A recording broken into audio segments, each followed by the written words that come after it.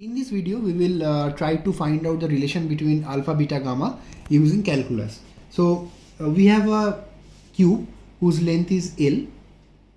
So its surface area will be L square and volume will be L cube. Here we are considering surface of one particular side. Now initial temperature is T, final temperature is T plus dt. Initial length is L, final length is L plus dl.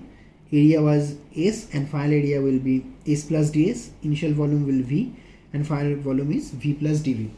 So change in temperature is dt, change in length is dl, change in area is ds and change in volume is dV. That means final minus initial. And this is the relation of alpha, beta and gamma. So alpha is 1 by initial length into change in length by change in temperature and so on. So S equal to L square. So ds dt, differentiating with respect to temperature, will be dl by dt. Now taking 1 by s in both sides will be 2l by s dl dt.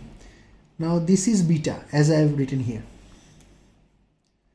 Now S equal to L square, we will put that value on the right hand side. So beta equal to 2 by L dl dt. This is 2. Now 1 by L dl dt is alpha. So this will be 2 alpha. So beta equal to alpha, alpha equal to beta by 2. Proved. Understood. Next we will move on to proving the next part, relation between alpha and gamma. Again differentiating with respect to temperature. And here we will divide both sides by V. So 3l square by V dl dt. And the left hand side is gamma as I have written here.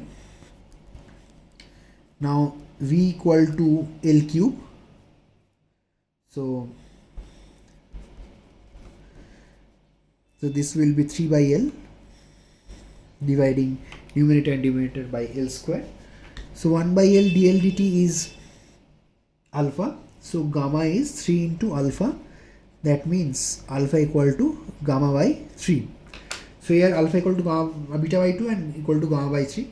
We will combine these two relation. It will be beta by 2 into equal gamma by 3. So this is the relation between them. Thank you.